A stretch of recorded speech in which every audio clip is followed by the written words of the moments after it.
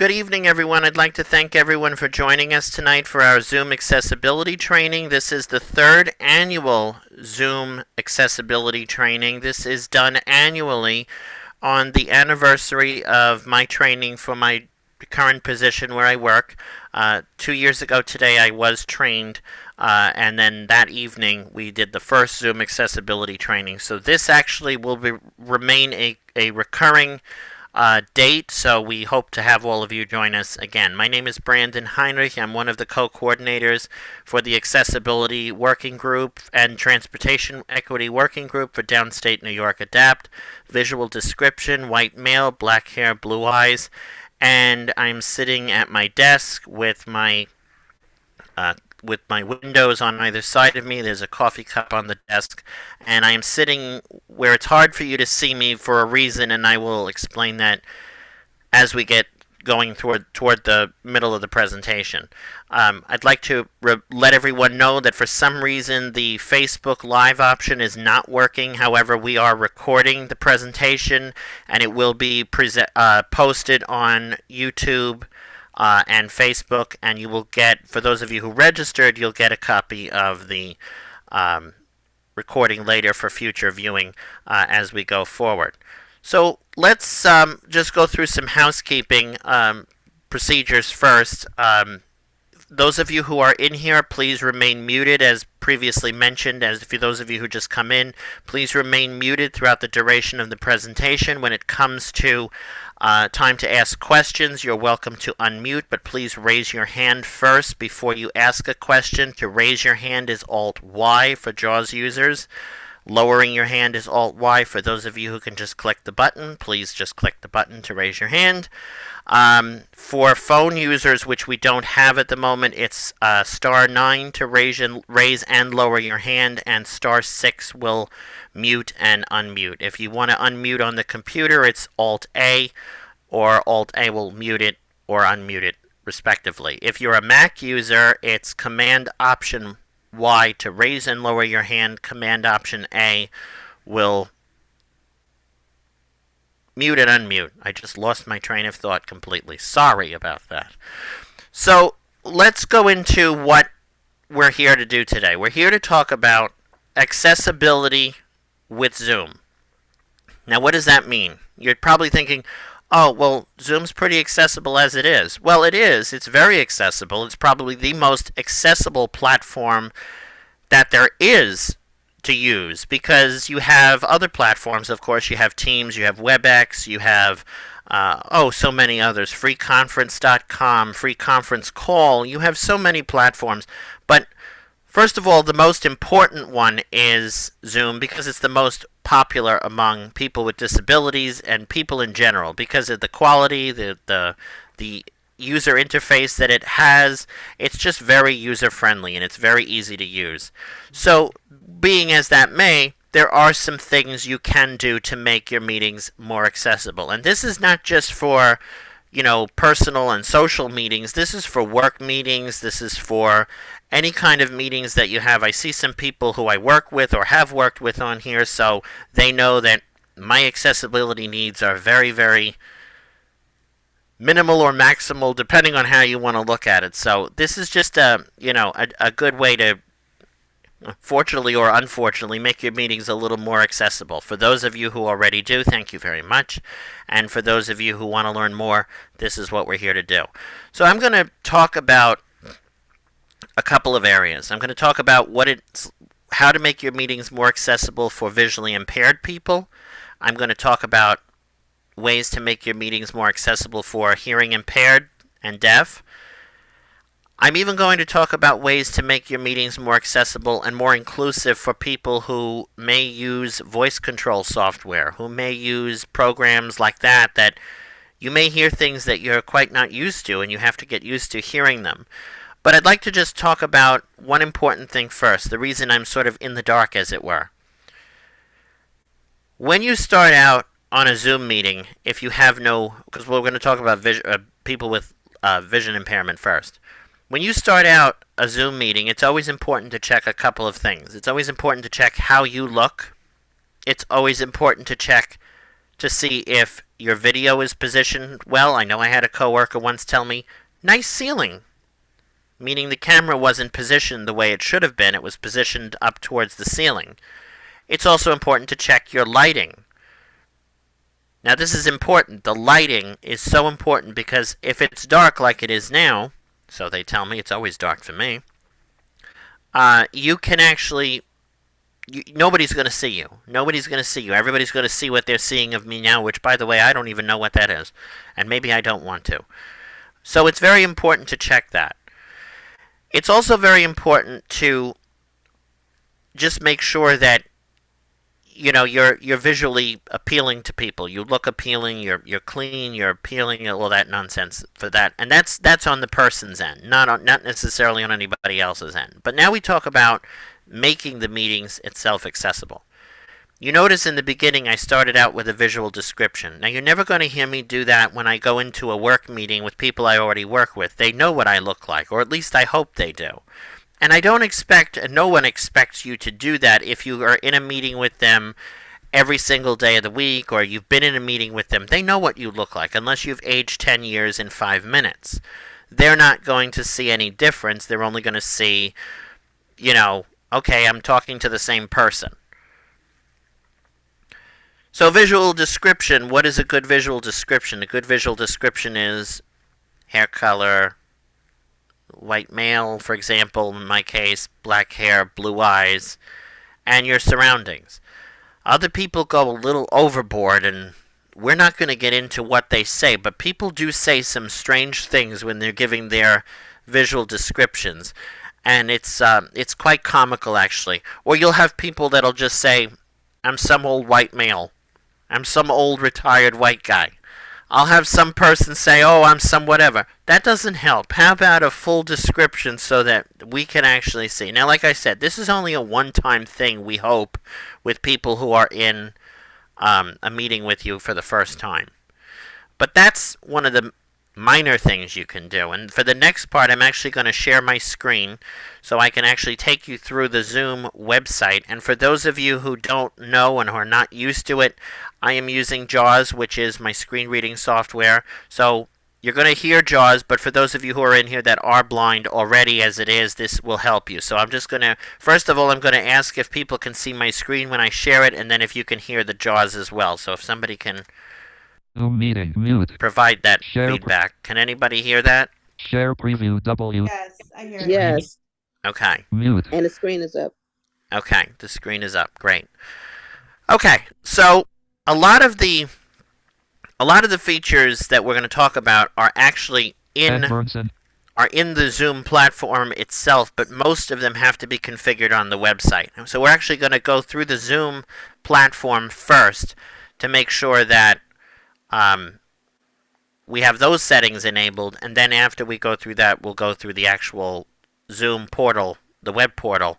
Because for those of you who have Zoom accounts, free or paid, it's very important to check all your settings to make sure that they're enabled. Now you hear that one sound, that ding-dong, when people come in.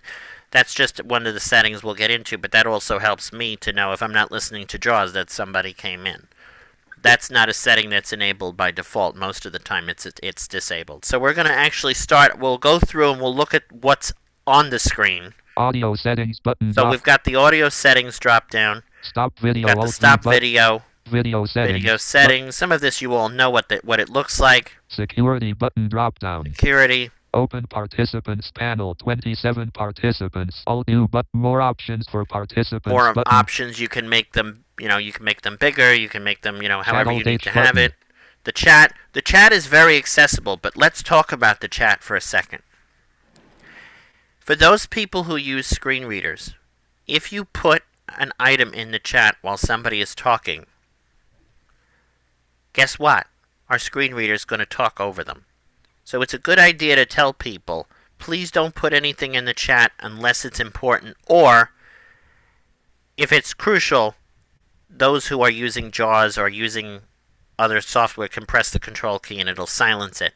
However, if you're not familiar with pressing the control key, which most JAWS users should be familiar with at this point, it's going to do that. It's going to talk over it. Or, for example, if you're sitting in an area where you are not the host of the Zoom, but you've got 3, 4 other blind people in one room, and a sighted person's working the computer, but the JAWS is enabled, because I've actually seen this happen too, where JAWS is enabled so that people can hear what the chat is saying. Now, why you do that, I don't know, but people do it. It's important to actually make sure that people are aware of that. I'm not saying don't put anything in the chat, because you have to put things in the chat. It's very important. But sometimes people put the most ridiculous things in the chat, like hi, hi. Okay, hello to you too. We can hear you, but at the same time, it's just a note for people to understand. It's important to be cautious of what you're putting in the chat, only so that we don't have to. There is a feature to turn off alerts, but if you turn off alerts, also you're not going to get important alerts like who came in, who didn't come in, is there somebody in there, am I talking to a blank wall, somebody left me in the middle of a room, and this is really for one person situation. Like, am I talking to a blank wall? The person left, and I have no idea. Pardon the dog in the background. She wants attention too, I guess. Somebody just came home. But more options for chat button. The chat options we don't touch. New share alt shift S button. Share up pause share alt sharing and remote control button. Remote control. This is kind of cool. So if anybody is looking for remote support, you actually can do it from here. But again, these settings have to be enabled. These aren't features that are enabled by default. Closed. Open apps panel. The apps panel, which gets in the way. Collaboration options button drop. Collaboration options. More button drop down. More. I don't know what that is. Dock to bottom. Stop share all desk. All of this is expand screen. All of this is mute current extra audios. Stop bits. More chat alt. More options for participants. So there is the more meeting controls option, which is actually where you want to go if you want to find your closed captioning. Now, closed captioning brings us to our next thing. Closed captioning brings us to people who are hearing impaired or deaf. Closed captioning in its own right is not exactly reliable to a T. It is extremely reliable compared to about 2 or 3 years ago, because Zoom has had to make a lot of changes to make it more accessible because, well, let's face it, during the pandemic we were all using Zoom. Some people still work from home and they have to use Zoom. But what would you do if you didn't have Zoom? So the way you would turn on the closed captioning, as long as you have it enabled in your account, lie to everyone. Because it has to be enabled. See, it just was put in the chat and I had to silence it. Thank you, Christy, for that example. The closed captioning has to be enabled. It is enabled on all accounts, free or paid. Just so everybody knows, it never used to be. In the beginning, it was not enabled on free accounts. You actually had to fight them tooth and nail to enable it, which we actually were successful in doing. We were happy to see that that was done. So to go into the closed captioning, you actually have to go to the more meeting controls, and you actually have to enable the closed captioning. There's an option that says caption settings, and you enable it. And you set the participants, the speaking language, to English. Now, I remember a long while ago, and the person who is guilty of this and who taught me to do this is on this meeting. But in the beginning, no one could enable closed captioning but the host. If you have it set a certain way, which is, by the way, a very good idea because then people don't have to worry, but you can actually have it set so that anyone can enable closed captioning. If you forget to do it, if you're in the middle of some crazy presentation and you don't have time to enable it, you can actually have it so that anybody can do it. And it's not going to just enable it for them, it's going to enable it for the entire Zoom meeting so that everybody can see the closed captioning. Now, how do we enable all these settings? Oh, goodness. Now we have to go on to the website. So I'm going to do that. I'm going to go on to the Microsoft address and search bar edit Zoom supports website. Loading. If I type in the right address, that would help, wouldn't it? W50 address. Loading page. Tiffany Luciano. There we go. Unified. Now see, JAWS is giving me loading. all those alerts. It's telling me who just left. It's telling me all of it. We go to the My Account screen. Alert when loading complete. And the My Account screen, most people don't even pay attention to the fact that this part of the site exists or that this part of Zoom exists. They all just think, oh, it's just a web platform. No, or it's just a desktop client. No, it's a lot more to it. So when we're in the My Account screen, there's a whole bunch of things. It tells me my member status. It tells me how long I've been a member, all that other stuff. But we want to go to the Close notice button. Side navigate profile button. profile section. We want to press enter on that or click on that. Expanded. Heading level 2 personal. Home new profile meetings menu. We want to go to the meetings menu. Personal menu. Personal. Loading complete. Actually, no, I lied. We don't want to go there. We want to go to the settings menu. Personal up head link. So we're going to go back. Close notice side meetings but link get off close side meeting side main link. Going back. Loading alert. Back. Data and my same page. Delete add head heinrich. I think we used to be able to go that way. Now they've changed profile that. Button side Profile. Meeting web phone person whiteboard notes record clips settings menu. Settings. Personal. This is what I was looking for in the first place. Alert. So this is where all your settings are stored. No headings. And we'll go through each collaboration devices are got it button. Section. That's another thing they do. They throw a hidden website at you, and they don't, or hidden dialog box, and you don't see it. Setting page heading. So it says setting page, and I'm using my heading navigation, which is letter H, to go around this. Search settings. But I'm going to arrow down now. Edit. Scroll left but scroll right but group start tab general tab. General. Meeting tab selected. AI companion tab. AI companion tab. I didn't know that existed. Recording tab. Recording. Calendar tab. Calendar. Audio conferencing tab. Conferencing. Zoom apps tab. Zoom apps. Miriam whiteboard tab. Whiteboard. Notes new tab. Notes. Clips new tab. Clips new tab. Group end tabs of my account. We want to go security heading to level 3. one of the main pages. This is the general tab, as it were, and it's got all the different settings for the different controls we might use on our account. So we'll start with security.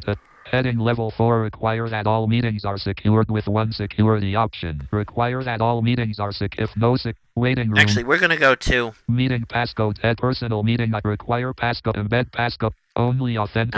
I'm using my heading navigation for this because there's different headings for the different sections. Sign in to Zoom default. If waiting room is enabled. If waiting room block users only authenticate. Approve or block schedule meeting. Host video. Participants. Audio type heading. Allow enable continuous meeting chat heading level. This is a new thing, and it's interesting. This continuous meeting chat. Any new meetings that are set up, if you have it enabled on your account, this is good. Allow Zoom rooms to enable use personal use person add watermark mute all upcoming meeting room meeting template and meeting basic require media meeting chat heading new meeting sound notification when someone joins.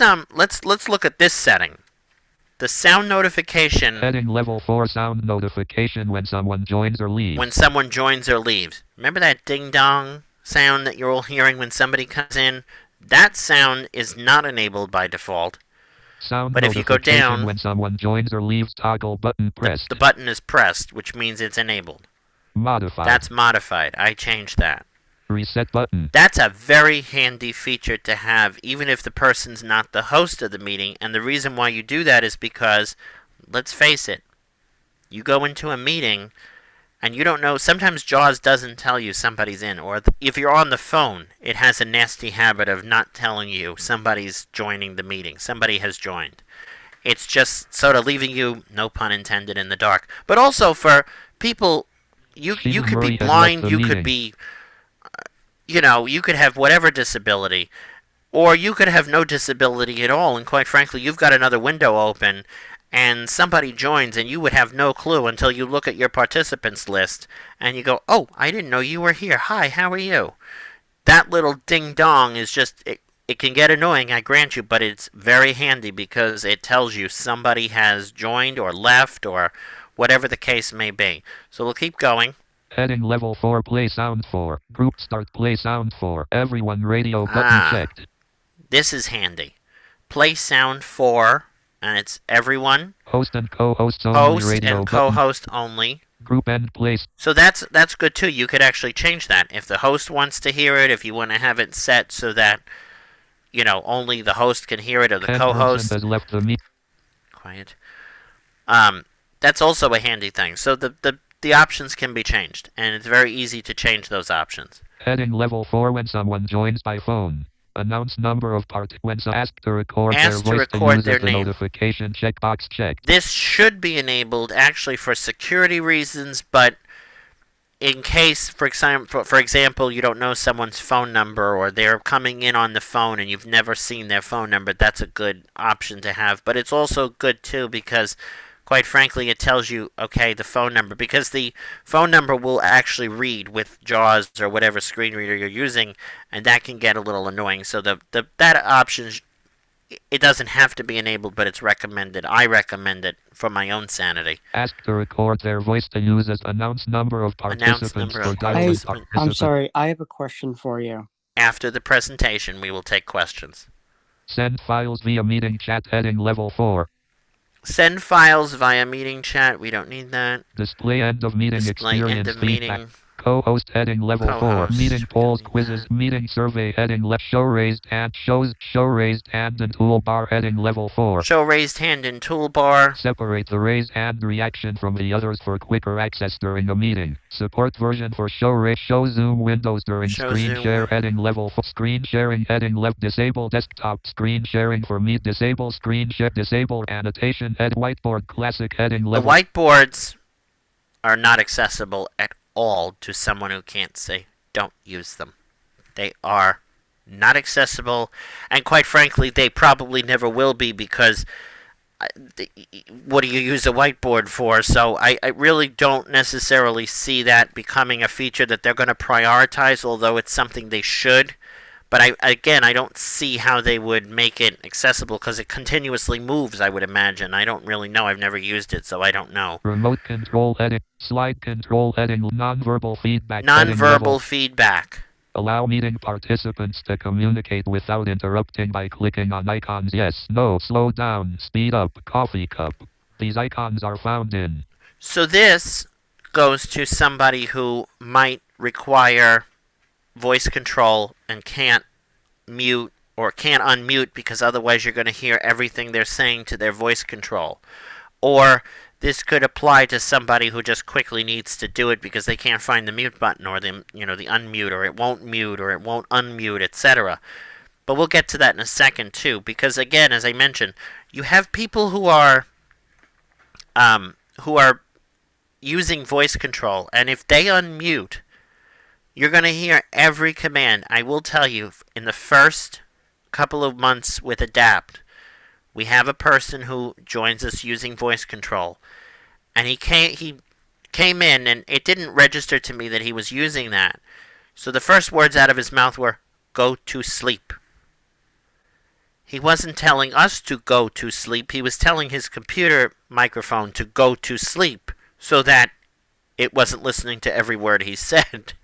But that's not very encouraging from the perspective of somebody who's in a meeting to be told when you go into a meeting, go to sleep. So that's a thing that people will have to get used to. But again, as I said, we're going to talk about that in a second too, about how to adapt yourself to that kind of scenario. Allow the reactions menu in the nonverbal feedback toggle button pressed. The nonverbal is pressed. Modified. Reset button heading level 4 meeting reactions. Allow meeting participants. Allow removed show invitee list. Allow users. Allow host or co-host. I'm trying to just get to. Allow participants to rename them. Allow host or co-host to rename participant and meeting advanced heading level 3. Report the Zoom breakout room meet remote support manual captions automate manual captions heading level 4. Manual captions. Allow host to type closed captions or assign a participant third-party service to add closed captions. This is so that you don't have to use Zoom's closed caption. You could have somebody, if they're fast enough, type closed captions, which would be more accurate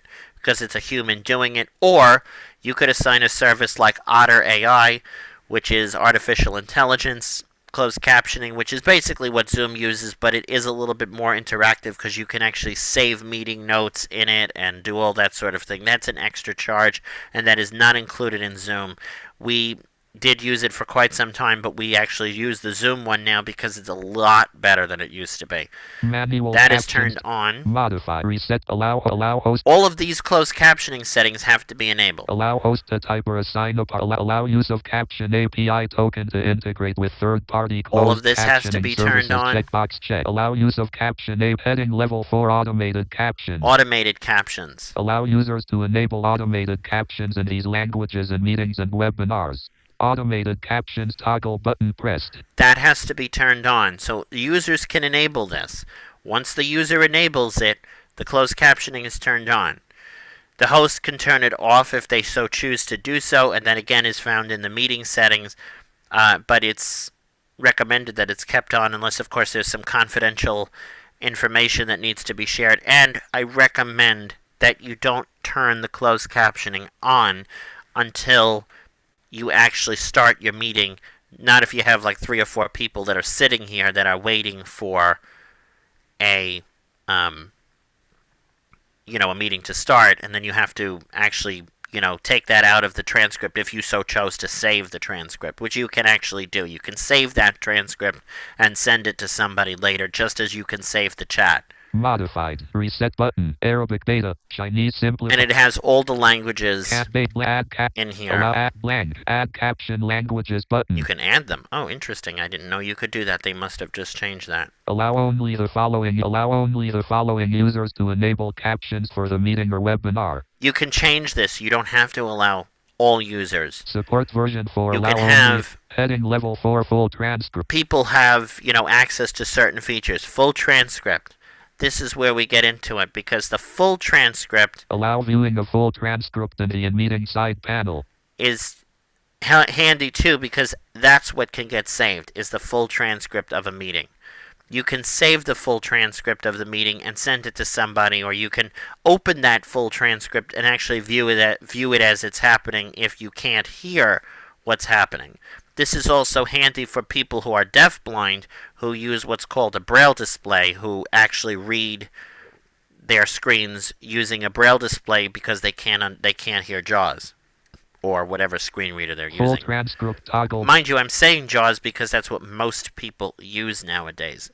The others are mostly gone. Modified. There were others that existed, but they don't exist anymore. But if you're using an Apple computer, you're using VoiceOver. Reset button. But it doesn't matter. It's the same concept. Heading level 4 save captions. Save captions. Allow participants to save fully closed captions or transcripts. This is handy, but you may not want to do that. You may want to be the one to save the transcript. So let's say it's a work meeting and there's confidential information that's being revealed. You can save the transcript and then you can edit out what you don't want to share. Or you can have somebody else do that for you, but the user doesn't have full access to the transcript, because sometimes you'll have people share the transcript with people that really didn't need to see it. So you might decide, okay, I don't want to let people save the transcript. I want to be the one to save the transcript. The host itself has to be the one to save the transcript. But most times it's good to let people do it if there's nothing harmful that might get out there, and just somebody's talking about a party that might be happening for work, or a promotion of somebody that everybody knows about, or something like that. That I'm just using examples, but just things that need to be paid attention to. People need to realize that it's not always good to say for any random person to save the transcript. But if it doesn't affect you, then enable the everyone, which we have enabled so that people can actually do that. Save captions toggle button press. Allow only the following users to save. And again, it'll only allow the following users, and I guess that's host, co-host, etc. Language interpretation. Language interpretation. Allow host to assign participants as interpreters who can interpret one language into another in real time. Host can assign interpreters when scheduling. From Anthony Duns to everyone. How do I enable that with VoiceOver? I will answer your question again after, but we will get to that. So, when heading level 4 you have a language interpreter, this actually also includes a sign language interpreter. Mostly it's used, though, for people who might need to translate from English to Spanish, or etc., etc. But you can actually, I believe, have an ASL interpreter in here. Although the ASL interpreter just needs to be spotlighted, you really don't need a separate setting for that. That doesn't seem like an option that you really need to do. You really need to use all the time, but it might be recommended. But again, have it enabled because people might choose to use a different language. You might need to assign somebody who can speak Spanish, who can interpret English from English to Spanish. If that's what needs to be done, that's what needs to be done. Allow host to assign 9 languages. Add languages. Add languages. Sign language interpretation view heading. Well, they've changed that. Sign language interpretation view. They gave them their own view now. Allow host to assign participants as sign language interpreters who can interpret one language into sign language in real time. Host can assign interpreters. Linda Wood as when scheduling or during the meeting. Support version for sign language interpretation view button collapsed. Well, don't mind if I meeting advanced. Enable that. Sign language in far end virtual. And you have far end camera control toggle button. Heading level 4 auto accept far end camera. Allow users to add others to their camera control. Okay, so that's a feature I'm not so familiar with yet, and I will auto lock heading level 4 meeting HD video quality. HD video quality, we don't need that. Virtual background head immersive view head focus mode head identify guest participants in the auto answer group only show default. I'm just looking for other settings that I'm missing. Use HTML allow users to select show a join from your show always allow live streaming of meetings heading level 4. Live streaming, of course. Show a custom display request permission enable stop incoming video save gallery view sort gallery allow users to join external web email notification head when a cloud record. So I think those are all the settings that we need to look at that are of importance. But if anybody thinks of any other settings, please don't hesitate to let me know. So what I'm going to do is before we go on to the last section, I will take questions now. So if anybody would like to, on what you've already heard so far. So if you'd like to ask a question, please raise your hand. Again, for those using JAWS, it's Alt-Y to raise or lower your hand. Alt-A will mute and unmute respectively. We don't have any phone users, but *9 will mute and unmute, *6 will raise and lower hand. If anybody has any questions whatsoever, please don't hesitate to ask. Christopher Turner has a question. I see his hand raised. Go ahead, Christopher. I'm not sure if this is something coming up later in the meeting, but I had one question about accessibility for Zoom in that are there options that go like text to speech from the user side of things? Because one of my participants has no larynx, and we're trying to figure out ways to have him work better with group meetings and stuff like that. So I was wondering if there was something for people that didn't have the ability of speech as some option, because I worry that might conflict with things like the JAWS screen reader and stuff like that. As far as I know, the only option would be probably the interactions, like the yes, the no, the maybe. But if you need something more interactive, that I'm not familiar with. I think it's more of a thing of they give you little interaction things where you can click on it, like I showed before. They show you different options that you can use for that. But I don't think I know of anything that would allow for communication, unless, of course, the person is using sign language, which I just showed the sign language interpreter view.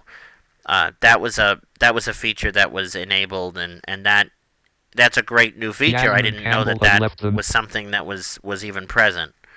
So I will research that for you, though, Christopher, and I'll get back to you because I do have your email address. I will get back to you. Thank you very much. Not a problem. Anybody else have a question? This is Sherry. I just want to make a correction. You had said to *9 to mute, but it's actually *6 to mute and *9 to raise your hand and my lower your apologies. I believe I said it incorrectly. Thank you for reiterating it. No problem. Just one other thing, Brandon, is I see in the chat from Anthony Jones. Oh yes, Anthony, about the voiceover. What are you referring to, Anthony, about how to enable or or enable something with voiceover?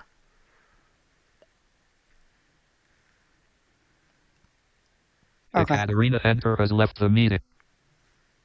Okay, so what I was referring to with regard to voiceover, right, is that when you're in a meeting and you're, like, and you want to raise your hand, right? Like, Mm-hmm. how do I go beyond? How do I like go beyond doing that with the iPhone since I'm an iPhone user? Ah, thank you. I didn't actually tell you how to do that on an iPhone. Very good. Thank you for pointing that one out.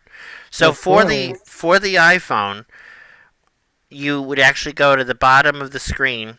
There's a more button, or actually I think it's under reactions now. You go under the Reactions. reactions Okay. and it says raise hand. So you would go under Oh. reactions and it says raise Two hand, participants and then raised you'd raise hand. your hand. I think you just Three did. participants raised hand. And you'd go under there, and that would be how you would enable it or disable. You could lower it that way, or the host can actually lower it for you if you don't lower it. You can actually, but sometimes it'll actually tell you it looks like you're done talking, so we'll lower your hand in X amount of time, and that scared me the first time I saw that. Let me see whose Miss hand is Mary, raised. Brandon I, I've got Misty H, Misty, Mary R, Marilyn, Christy Lie. and Christy. So Misty first, then Marilyn, then Christy.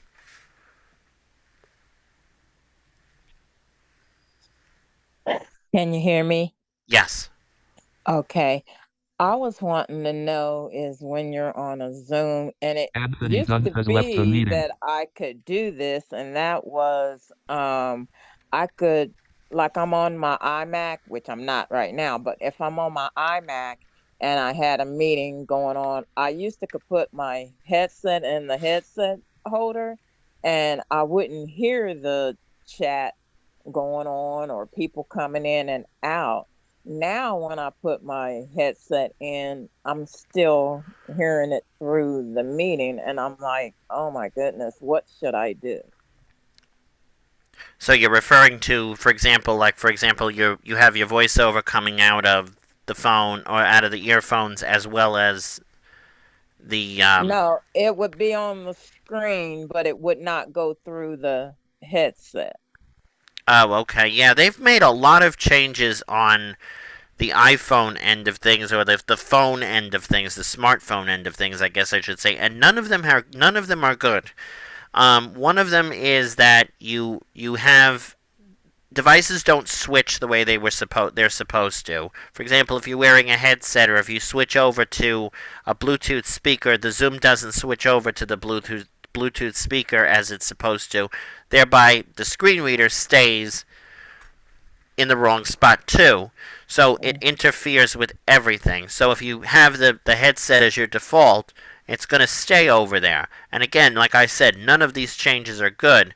And Mm-hmm. so basically, there's nothing that you or your phone manufacturer can do about it. It seems to be a Mm-hmm. Zoom malfunction that really they need to correct, but nobody seems to be reporting that except for maybe one or two people. It says, hey, there's a problem.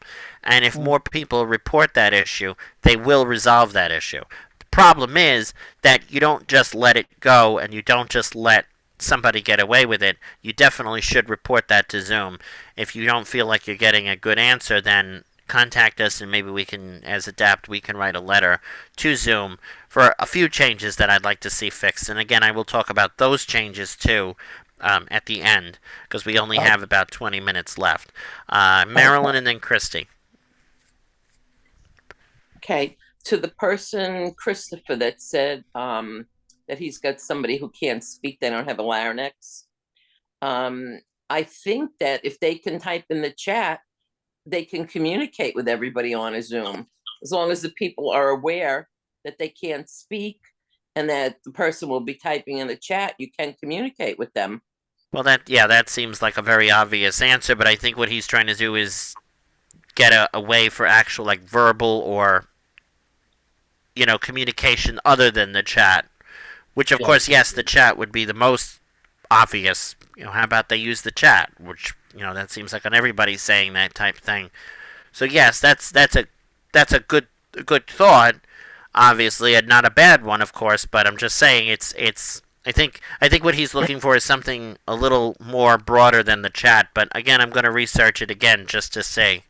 Yeah, just specifically because the chat like with a situation like that where you have multiple people with multiple disabilities, like with the audio read over and stuff, like, it's one of those things where it's like I'm trying to isolate the channel for each individual user. So I'm just, looking to see if there's any more additional options than the existing chat.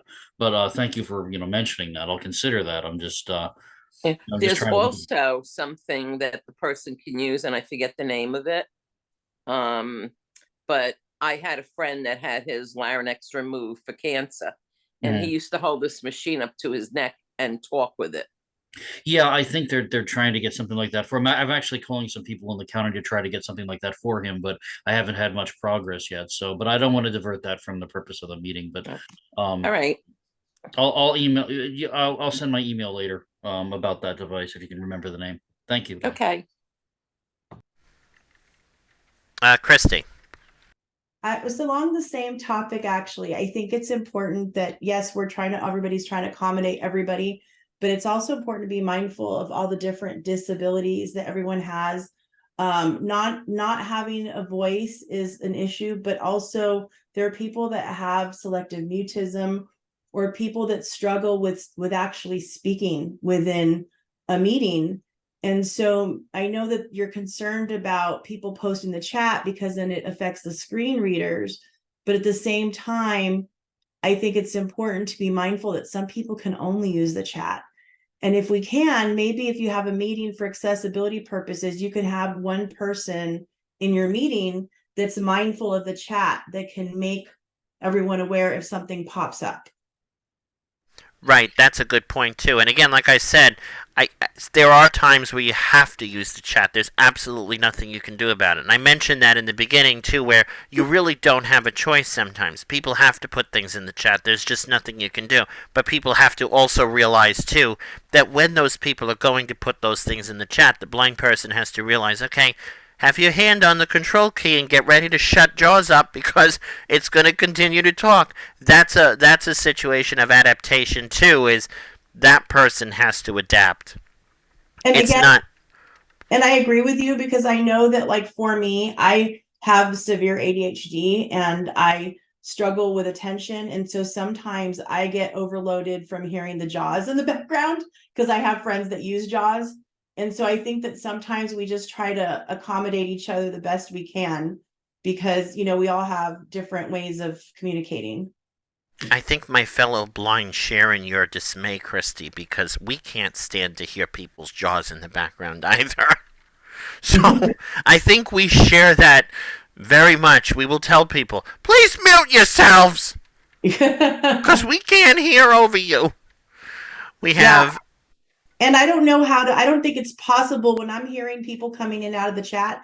Is that from your Jaws or is that on my screen that I'm hearing it? No, that's from me because I had my screen shared. So when I had the screen shared, Jaws was telling me everything and you were all hearing it. But that's what I was trying to emphasize too, and I'm glad people were actually showing it because I'm glad people are actually saying, hey, this is what actually is happening.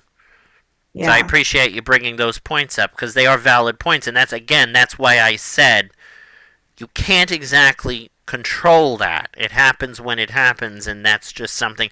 But people should be mindful. We stress it in our downstate meetings. Be careful what you put in the chat. Do people listen? No. You know, that's just because they have to put things in the chat. There's nothing that they can do. But I'm talking more about the people that they come into a meeting, they go in there, and they've already said hello, and they're putting casual conversation in the chat while somebody's saying something really, really important, and you're trying to catch it. That's why you'll see me go from time to time, like, shut up! Right. That makes sense. Stop talking! Right. I feel like I'm talking to an abusive spouse. Like, stop talking! Shut up! Because it's like it never stops. It just keeps going. Because sometimes people will put like 4, 5, 6 things in there in one shot.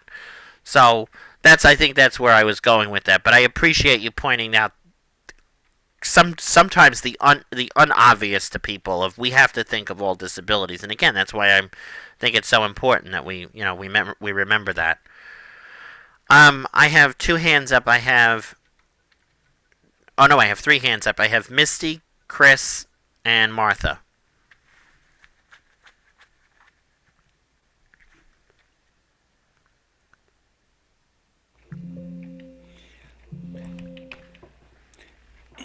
Good evening. I know we're probably having a tech problem. I just wanted to say that if you're a JAWS user and you want to turn off those alerts,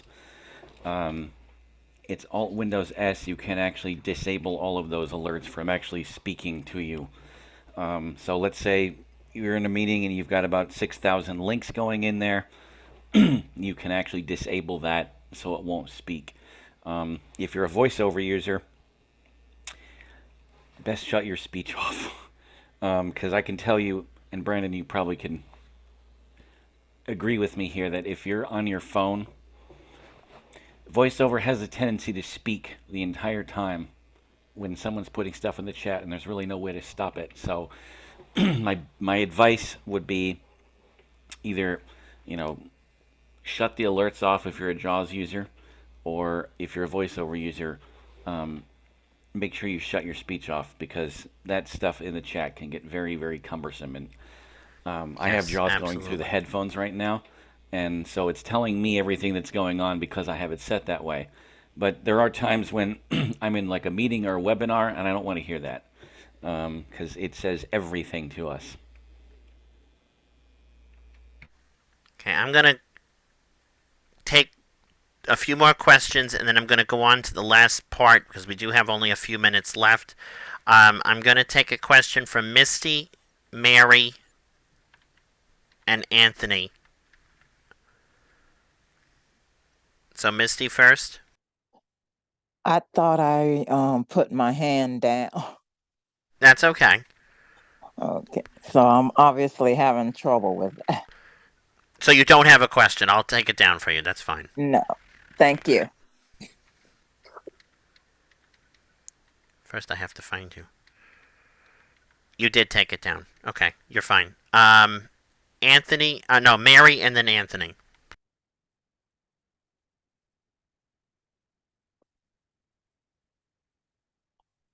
Oh, thank you, Chris. You put her hand down. Okay. Sorry. My thing has always been, and I noticed that all the participants, at least that I can come across, it does have just their name on it. I think I've said this before.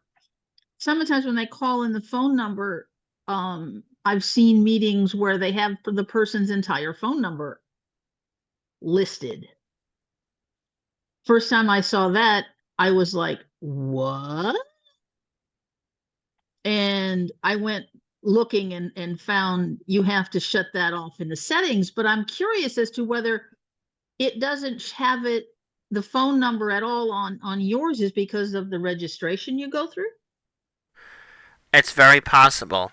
That is a good question. No, actually, if you register and you call in by phone, it's still going to show your phone number, but nobody is calling in by phone, so that's why there's no number showing. There's nobody calling in by phone, which is kind of handy because you actually get the whole experience.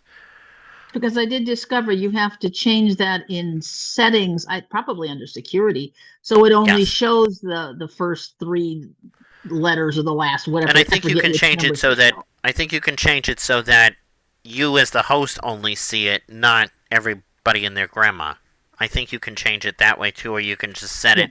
Because I think as the host, you should be able to see it so that, if you need to go ban that number or you need to call that person and say, get off my Zoom because I don't know what you're doing here. Well, yeah. Well, I'm just saying the person, every Tom, Dick, and Harry doesn't need to see my phone number. Every Tom, Dick, and Harry? What about Tracy? Yes, he can. I'll let her. What about anybody else? I mean, you just threw out 3 random names. I know the expression, but I'm just saying, what about anybody else? My goodness. But thank you for the question. Anthony and then Yasmin.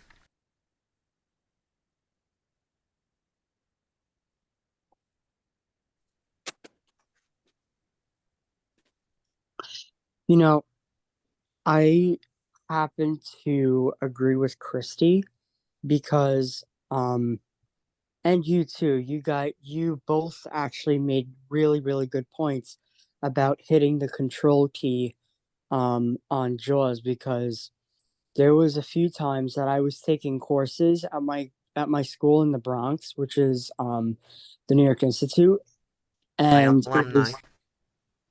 oh, no way. Okay. Yes, my alma mater. Oh, okay. Unfortunately. Oh God.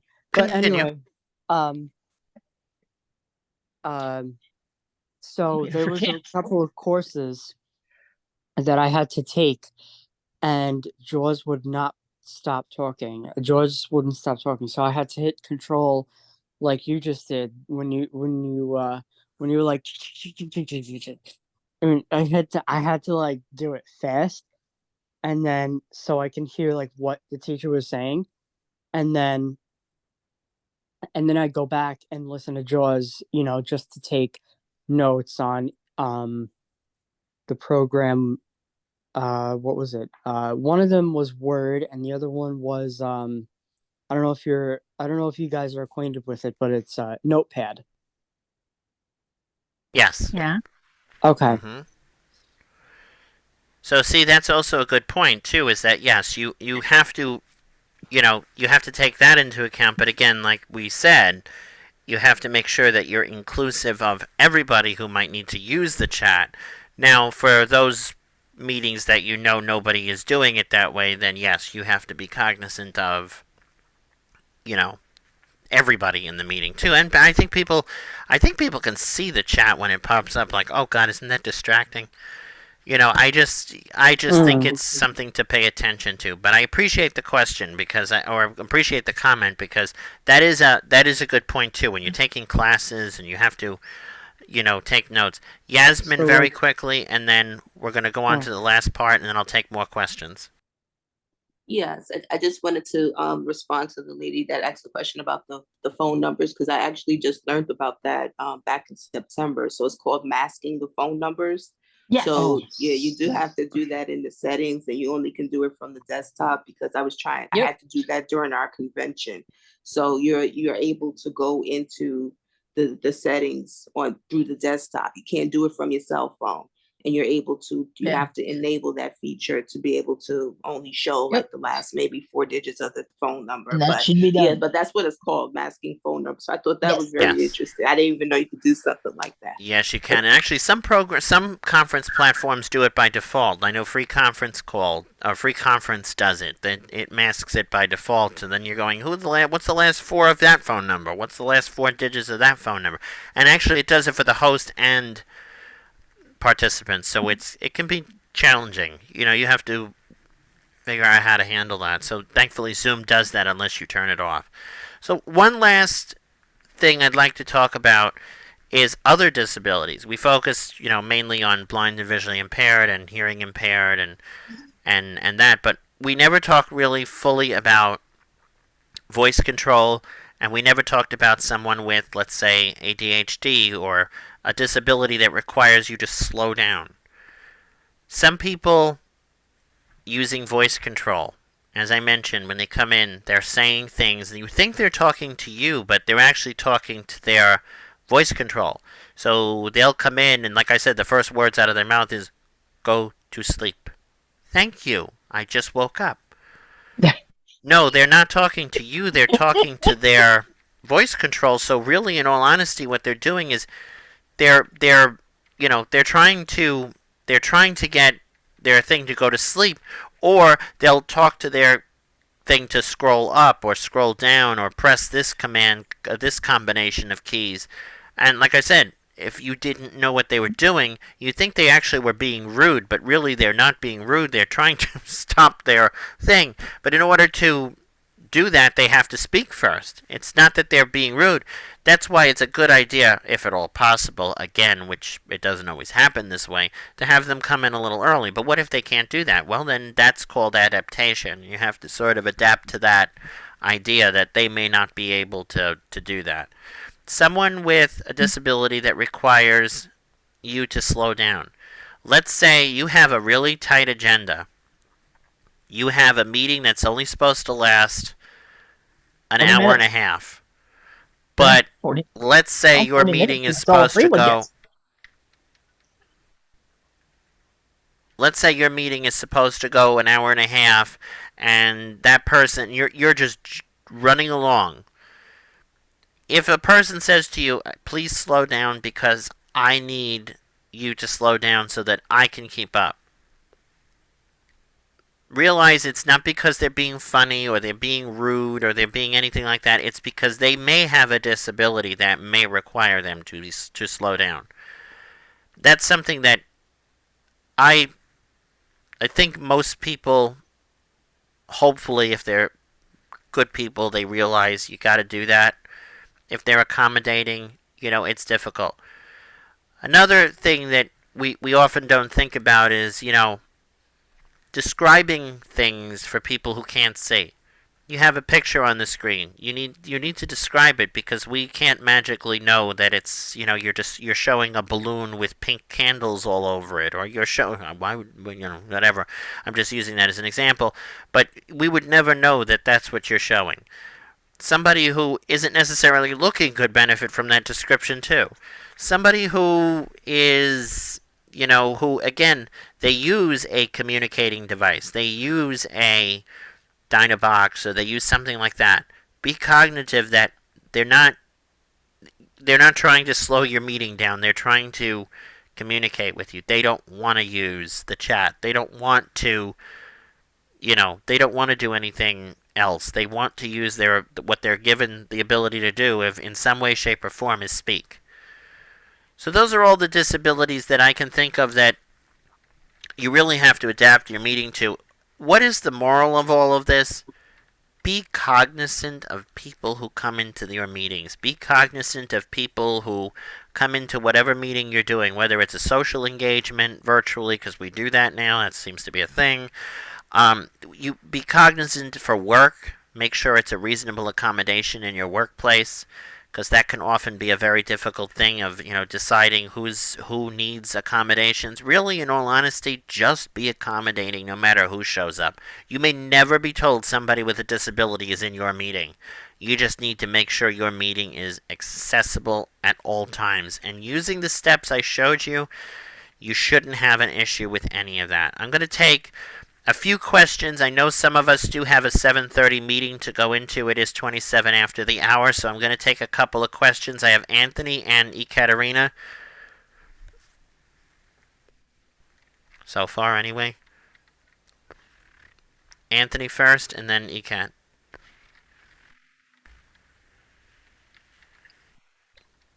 That's actually a great point you brought up earlier regarding foreign languages, because I speak like, oh God, I want to say 20. I can't even count right now, like 18 different languages. Wow. I know, right? Isn't that amazing? Mm-hmm. And I think the language part would definitely benefit from me, because if, for example, there was somebody who either spoke Polish or Japanese or Hungarian, like the recipient I just heard before, Ekaterina, that would definitely benefit from me, because that'll benefit to me because, like I mentioned, I think that's a cool feature that they added to the closed captioning. Mm-hmm. Thank you for that comment, definitely. Ekat? Yes, of course.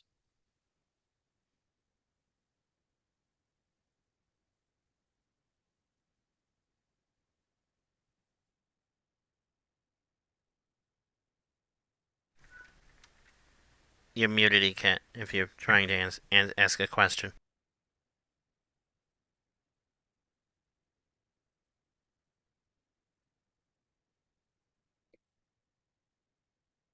Here, we'll come back to her. Kathy? Yeah, did you I don't know if you mentioned it, but about like the need to like spotlighting when you have ASL?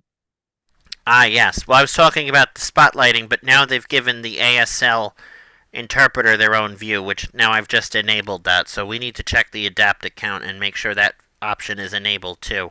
And I don't actually know how that works. We're going to have to give that a try. We're going to have to find a person who uses sign language and just have them try it with us. Because apparently they give them their own little view that person can like select that view instead of spotlighting. Okay, and we have to also find out if when you do that, how does that work when you're recording? So like, when we want to then put it up on Good question. See, those are two good questions. I just found out that that feature existed tonight. So I appreciate that. That is something we need to do.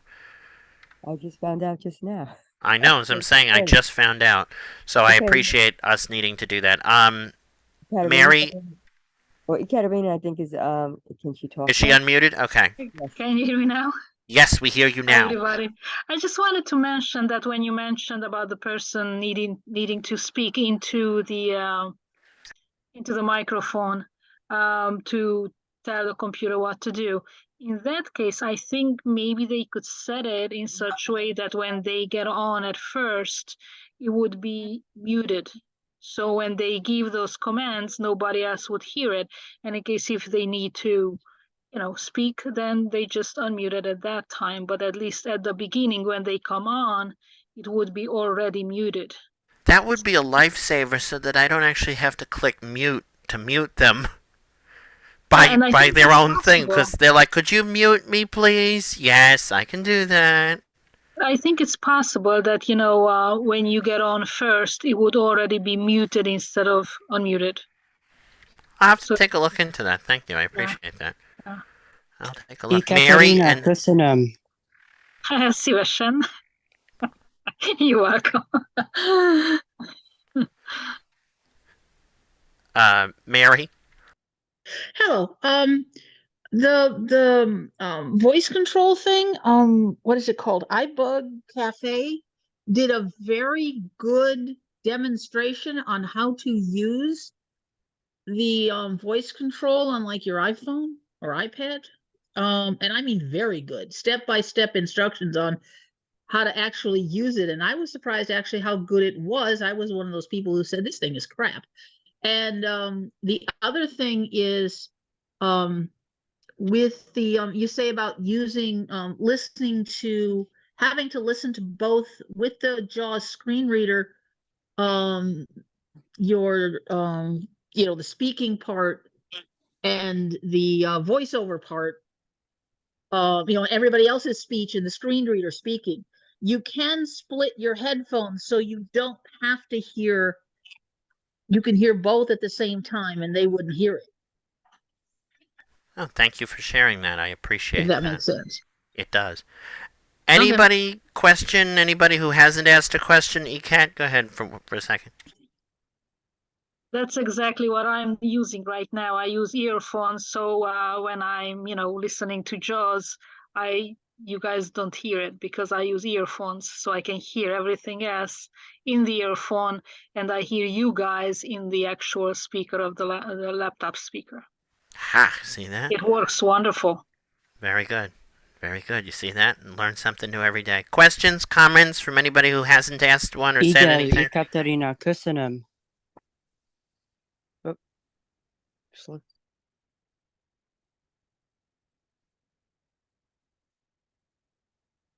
Anyone have any other questions or comments that didn't ask a question yet? Didn't get a chance to say anything?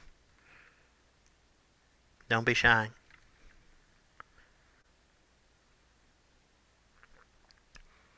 Well, I guess on that note, I want to thank everyone for coming. This is a very great, very good annual event that we do. I'm very happy to have done it. Very happy to be happily employed for 2 years now. But that's just a caveat to that. But you guessed it. The next one will be next year on November 30th, 2024. God, I have to remember that, 2024. We will probably use a different link, but it will be sent out for anybody who's interested. Again, I will make sure, because they do update Zoom every year. By the time the training comes around, they have new features that they've implemented. So please feel free to come again. I do have all of your email addresses who registered, so you will get the YouTube video as soon as it goes up on YouTube shortly, probably the next couple of days. So very happy to share that with all of you, and I'm very happy to have been of hopefully of use to some of you with regard to some of the accessibility features. Kathy, quickly. Yeah, what do you think is should we write a letter to the Zoom about that whiteboarding thing? And then also, what do you think was the best thing that they might have done this year for accessibility? The closed captioning, they've made it better. And in regard to the whiteboarding thing, I don't even know, because I wouldn't even know how that would work with a screen reader, period. Because I would think it moves very, like somebody has to like write on that somehow with however they do it. We'd have to play with it and see if it already works. I don't know if anybody here has ever used it. If you have, let us know. If you've used it, please tell us, because we don't know how it works even, so I wouldn't even know how to approach them on that. I've been in a few meetings where people have attempted to use it and it always is glitchy. Oh, so then it's not worth it? No, I haven't seen it. I think you have to subscribe to it too, the people who are doing the meeting. And yeah, I've been in a couple of meetings where they've attempted to use it and it has not worked. So then it's clearly not usable by anybody.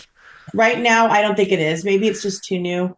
It's very new. It's they wonder why it's not really accessible. But then again, it's when more people try to use it, I'm sure they'll make it somehow accessible. Thanks for that update, Christy. We appreciate it. Thank you, Christy. Because yes, like I said, I've never used it. If anybody had, thank God they did. They shared it with us. But I want to thank everyone so much for coming. Like I said, the meeting was a great success this year. I think anyway. If anybody has a disagreement, take it up with my lawyer, which I don't have. Next year, same time, same back channel, 6:30, November 30th, 2024. And hopefully I will be 100 pounds lighter because I'm dieting. Thank you, Brandon. Thank you, everybody. Thank you, everybody. And thank you to Marilyn for helping me diet. Oh gosh. Thank you, Brandon. Good night, everyone. Night. Guten Nacht.